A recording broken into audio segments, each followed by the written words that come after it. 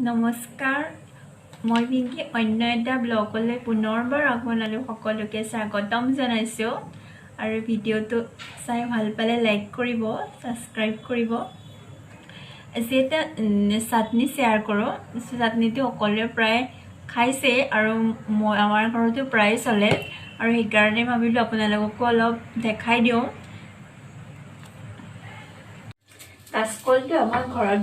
প্ৰায় থাকি আৰু খোৱা হয় কাচকলটোৰ যিখিনি বাকলি হয় সেই বাকলিখিনিও পেলাই নিদি আমি ধুনীয়াকৈ চাটনিও বনাই খাব পাৰোঁ কাচকলটোৰ যিখিনি মানে ভিতৰৰ অংশখিনি মানে কলটো মই ধুনীয়াকৈ ভাজি ল'লোঁ আৰু বাকী বাকলিখিনি ভালদৰে ধুই পেলাই এটা চাটনি বনাম কাচকলৰ বাকলিটো ধুনীয়াকৈ ধুই লৈ পেলাই মই কুকাৰত বইল কৰি লওঁ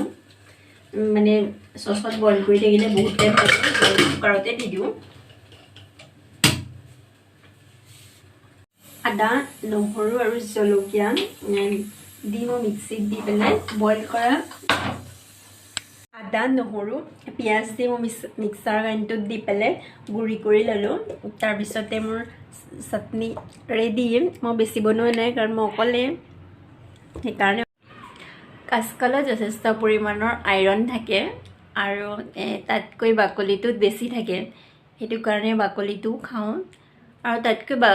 কাচকলটো কিনি অনা হয় সেইটো কাৰণে পেলাই দি দিওঁ বাকলি সতিও খাওঁ